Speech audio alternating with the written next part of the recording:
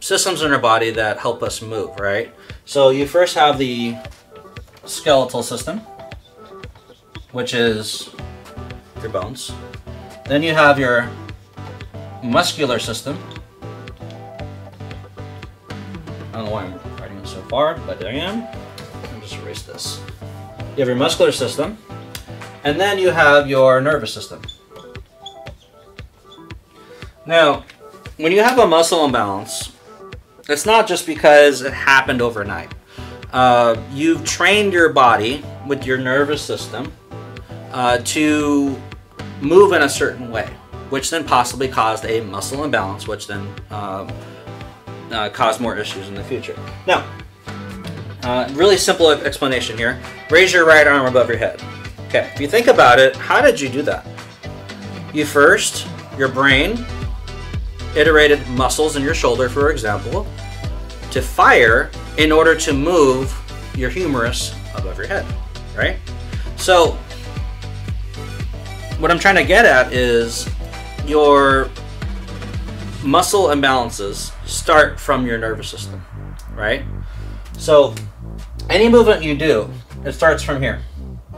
So 1, 2, 3. Probably makes more sense if I reverse that. It didn't happen. So your brain told your muscles to move your bones, right? Now, if your bones are out of place, this is the whole point I'm trying to get at. If your bones are out of place, do you snap them back in place? Do you force them back in place? No, of course not. Because what pulled them out of place to begin with? If there was a car accident or something traumatic externally, then I understand. But what pulled those bones out of place to begin with? And if you snap those bones back in place, well, all that's going to happen is your movement patterns are going to move your muscles, and your muscle imbalances are going to move your bones back out of place again. So by snapping your bones in place, back into place, for example, it's a temporary fix for a long-term problem. And most people, like I said before, have muscle imbalances. So it doesn't make much sense to just constantly correct this. What moves your bones, your joints, in or out of place? Not just your joints. Your muscles move your joints and your bones via your central nervous system. So what I'm trying to say is that in order to correct a muscle imbalance, in order to correct a joint dysfunction, you have to first create better movement patterns and make sure meaning working out. Perfect. Good form. Good form. Right? Correct bad movement patterns. Bad movements.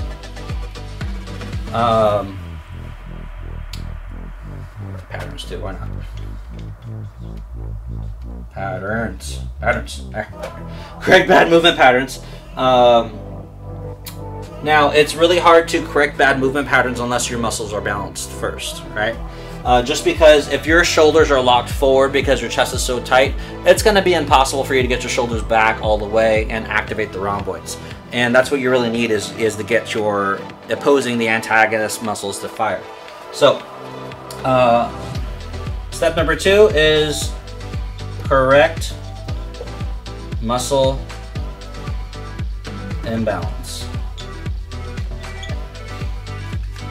Then, as soon as you have your muscle imbalances corrected, you're able to get the full range of motion, meaning pull your shoulders back, and you're producing good form when you work out. You're able to row with full range of motion.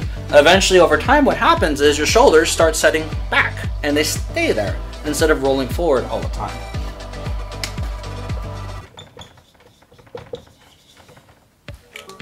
And that gets corrected. Any type of joint dysfunction, a muscle imbalance, meaning joints being in or out of place, those things get corrected over time.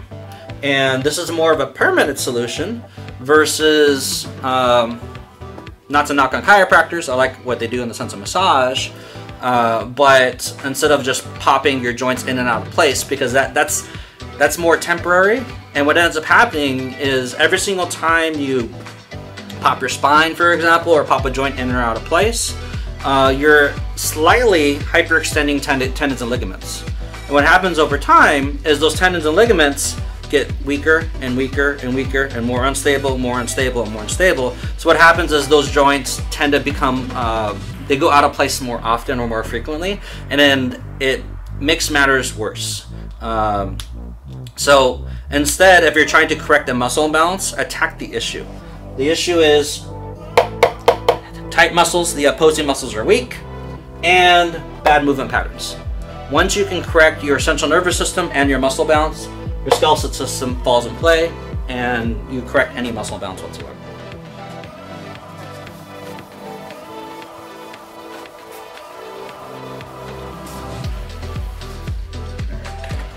Let's use green. All right, so how do we correct a muscle imbalance now?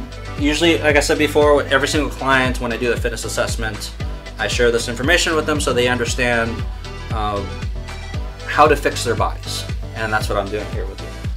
So, how to fix a muscle imbalance? It's called the Corrective Muscle Balance Program. Let's call it that.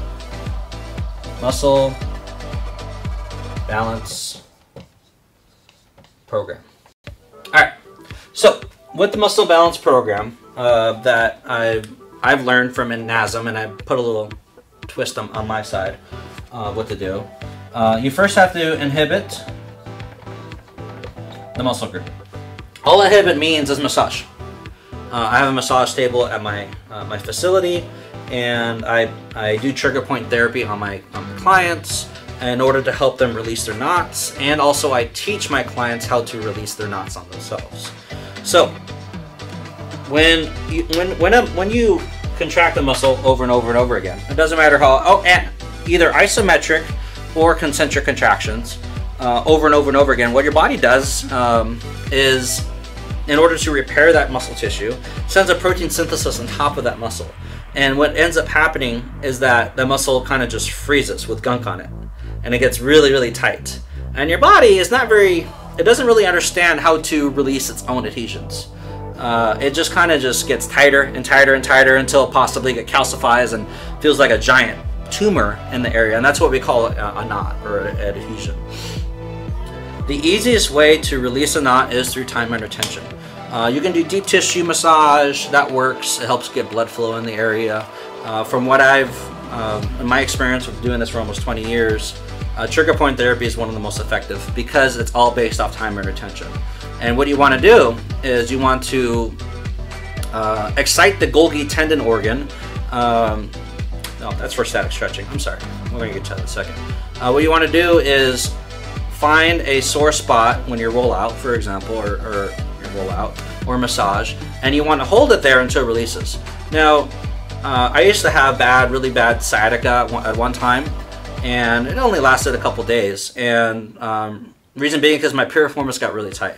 Your piriformis is a very small muscle in your butt and your glute, and 25% of the population, the sciatic nerve, which is the size of your pinky, it runs through and underneath the piriformis. And what can happen is the piriformis looks like this. And if it gets too tight, it turns into a giant ball. It can actually pinch your sciatic nerve and causing pain constantly. Now, a lot of referral pain like sciatica is caused through pinched nerves.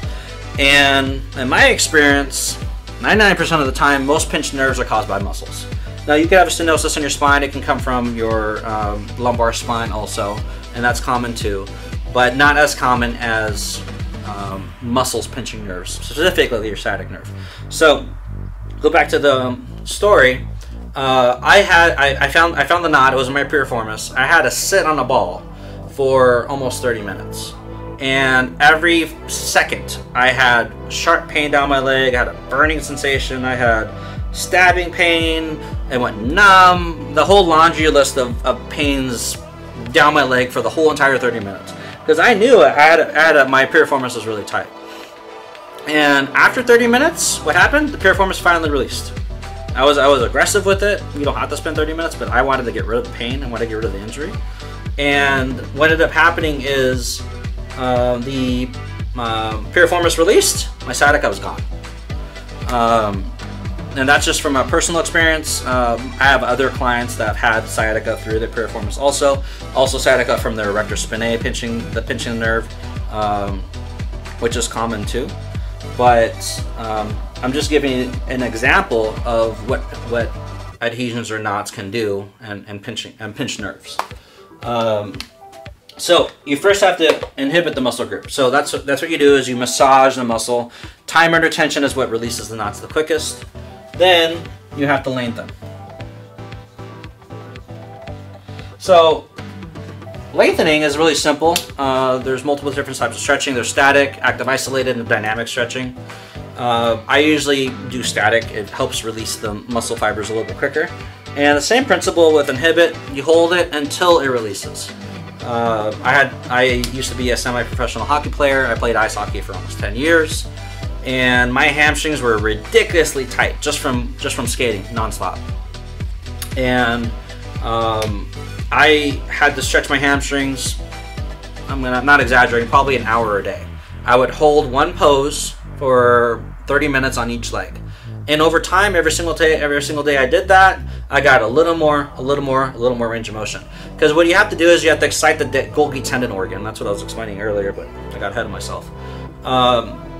The Golgi tendon organ is a little organ in every single muscle spindle, and what it does is it stops you from hyperextending muscles. It's really simple. So if you didn't have the organ at all, you'd walk and your whole body would just explode. Everything would just pull at the same time, and it wouldn't be fun.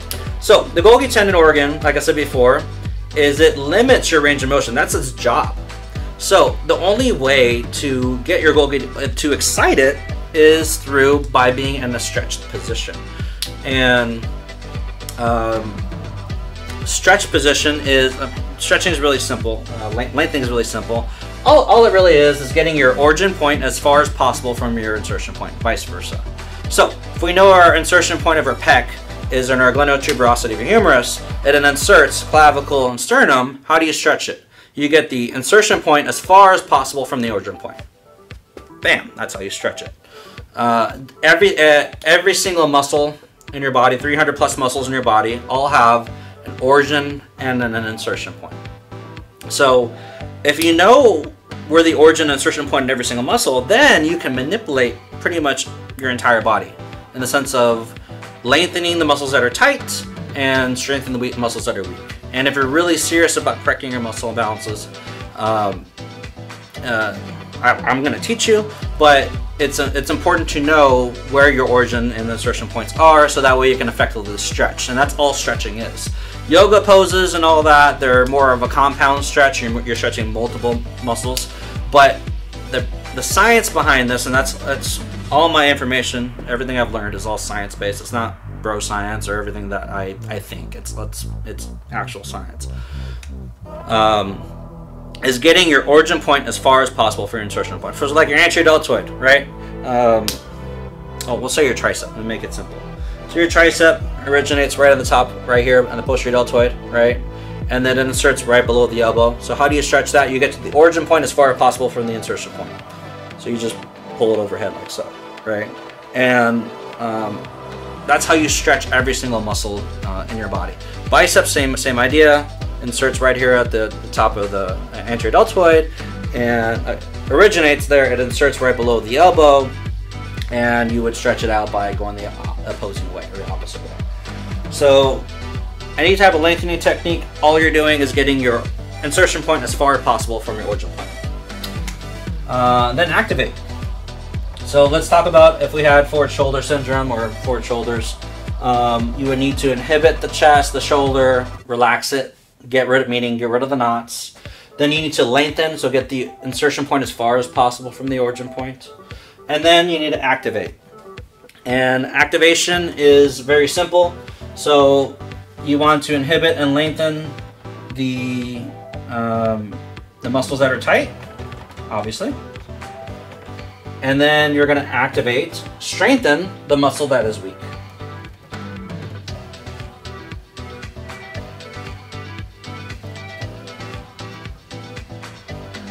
Strengthen. There you go. Tight muscles. So no one gets confused here.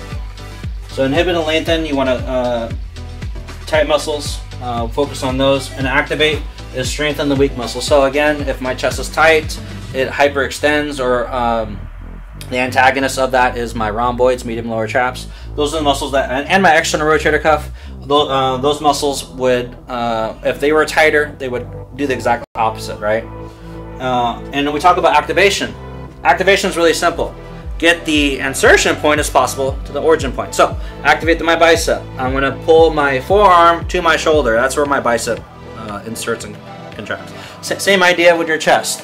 I get my insertion point as close as possible to the origin point. And that's how your chest fires. That's how your chest contracts. And which I'll explain later in another series about activation. That's why proper form is so important, because if you're trying to do a bicep curl and you end up doing this or anything like that versus isolating and focusing on the bicep, you're effectively using a lot more muscles for the bicep curl than actually just the bicep. And the problem with that is you're not really isolating the muscle. You don't break down the muscle as quickly or as fast, and you're kind of just wasting your time because you're kind of just doing like a total body movement for absolutely, I don't want to say no reason, maybe it's for fun, maybe you enjoy doing those things, but you're not really isolating that muscle or breaking it down. And that's why we work out. We work out to create micro tissue damage in order to create a micro adaptation for your body to get stronger next session or next time.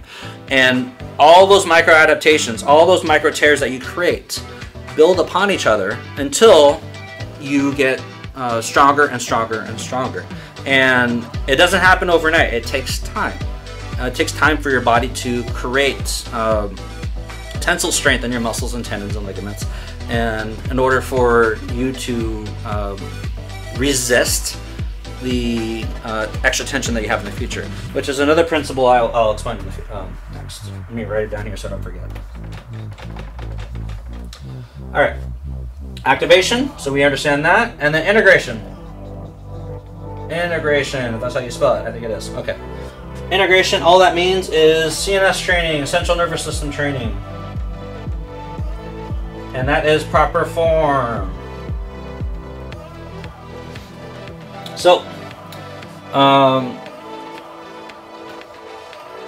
these are the weak muscles, primarily. Sorry, if you can't read, I can't write.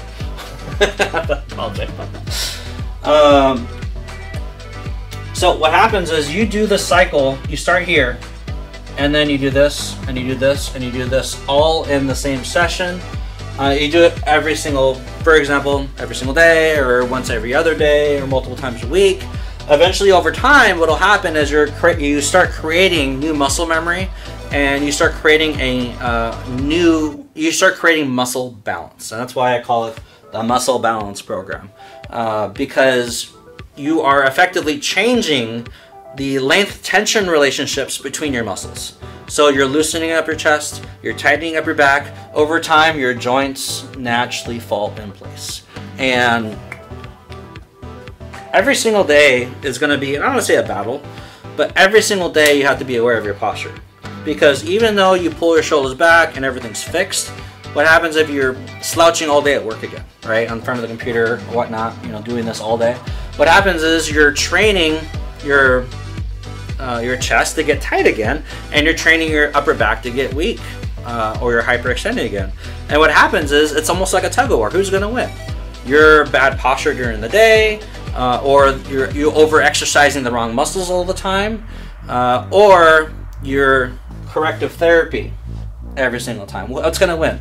And muscles are pretty easy to understand, in the sense that muscles have memory. And the more you teach a muscle to be a certain way, it will be there. The more I train my chest and not activate my back, or strengthen my back as much, what's going to happen? I'm going to roll my shoulders forward. It's that simple. So, that is the muscle balance program. Any questions? Leave a comment. I'm more than willing to give you any information you're confused about.